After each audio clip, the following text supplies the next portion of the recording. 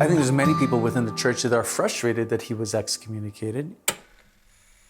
Archbishop Viganò, he was excommunicated because they perceive justice falling upon him quickly and swiftly. But then there's other groups, as you pointed out, in the church that say things that are contrary to the faith, and I will mention like the bishops of Germany, seeming to be on their own path, on their own synodal path. You know, Viganò, you could say he was on his own path. The bishops of Germany, seems that in some ways they are on their own path too. And then nothing really is done. A little slap on the wrist, oh, you can't do that. But nothing more significant than that. So people perceive that, or you could talk about Bishop Strickland, where I've heard canon lawyers say there was a great miscarriage of justice there because the laws of the church were not followed. Canon law wasn't followed. I'm not a canon lawyer, but I'm just hearing people say this. And so they point out to Strickland, and they point to the German bishops, and then they look at Viganò, and like, it seems like this justice is selective. And when you have selective justice, it's actually not justice at all. That's the argument. And that's, I think, I don't know how common that perception is, but it's definitely not small. Right. And it fuels great frustration amongst the Catholic faithful. And there's a great agitation about this.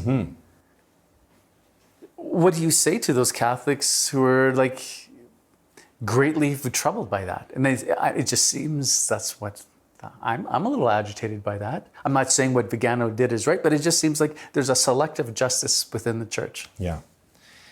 And I think why that's dangerous is not just because of the mixed up perceptions that it causes in the minds and the hearts of some of the faithful. It's not just about perceptions. It's about objective reality. And to what extent then is the credibility of the church as an institution undermined when she doesn't seem to carry out justice equitably at all? If that's what's happening, to say, well, Viganò needs to be excommunicated because he doesn't think that Pope Francis is Pope. What are the implications of not thinking that he's the Pope? As far as I can tell, the only thing that causes him is that when he says Mass, he doesn't say his name.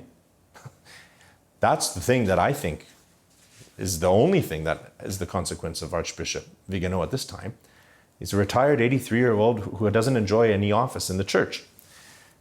You have the German bishops who have been criticized, challenged, reprimanded, corrected by the Pope, contradicting him to his face.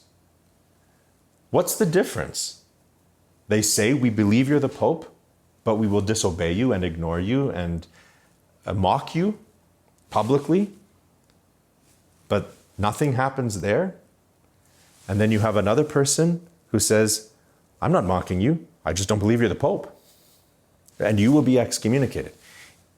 It causes one to question the rationale that is used to apply the justice.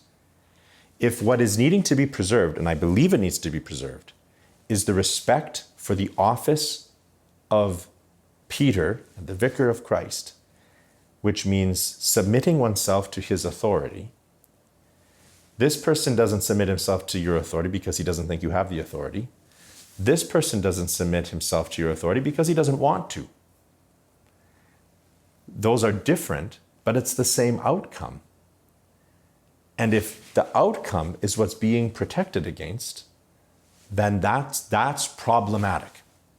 Now, the argument can be made that, well, the Holy Father is taking a different course of action with them. And so he's seeking to correct them in a different way. I actually do believe that that's what he's trying to do. So that's fine. He's the Pope, let him do that.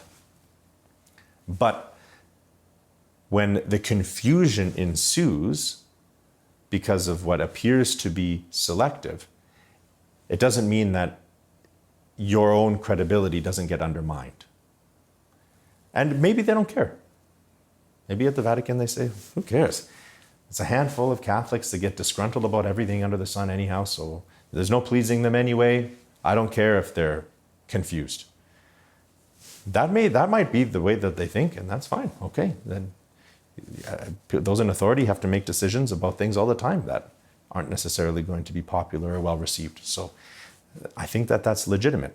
But when things are handled in a public way, they wouldn't be if it wasn't perceived to bring about a public positive impact.